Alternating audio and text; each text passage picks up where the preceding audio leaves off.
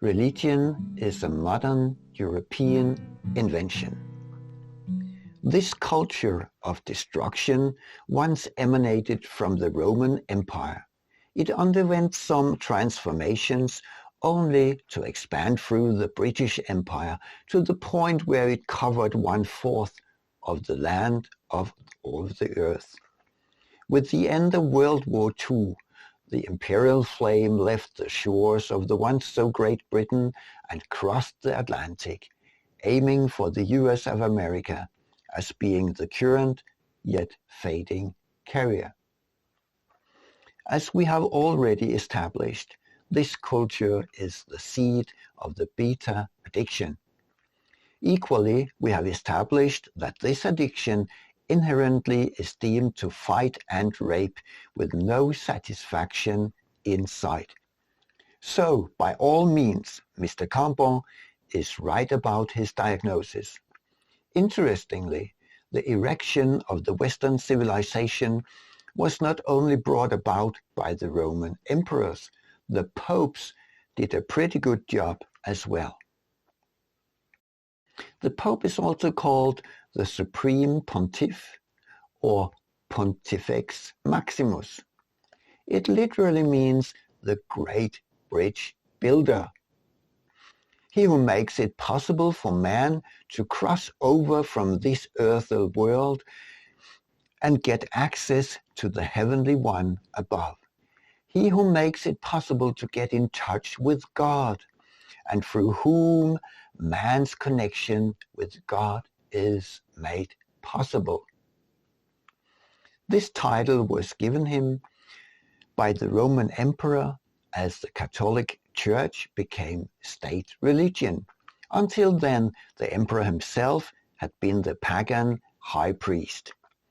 And yet some will argue that the mere concept of religion applies only to Abrahamism.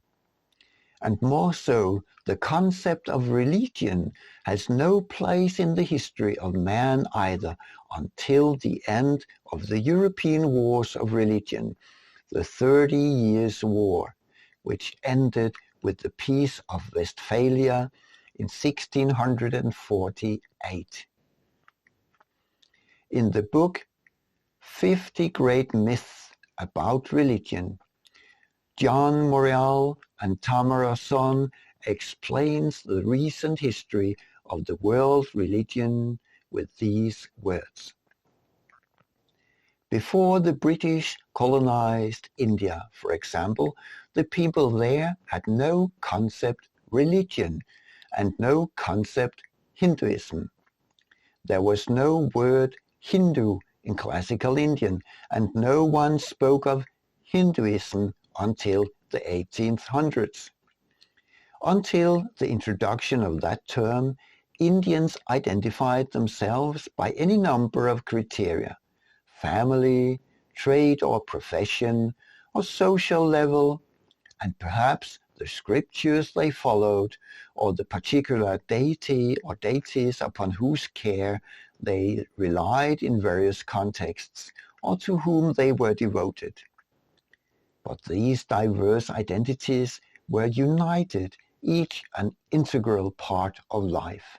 No part existed in a separate sphere identified as religious.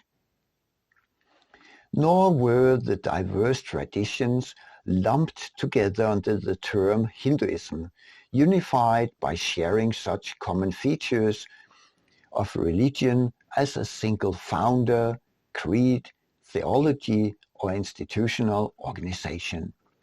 So, religion in the modern understanding is a concept introduced through conflicts in Europe some few hundred years ago. It was not established with the sight of the rainbow as Noah landed his ark after the flood, nor as Moses brought the tables of the law down from Mount Sinai, not even as Jesus was taken down from the cross of Golgotha. Okay, if you have any comments, please bring them and let's discuss this matter.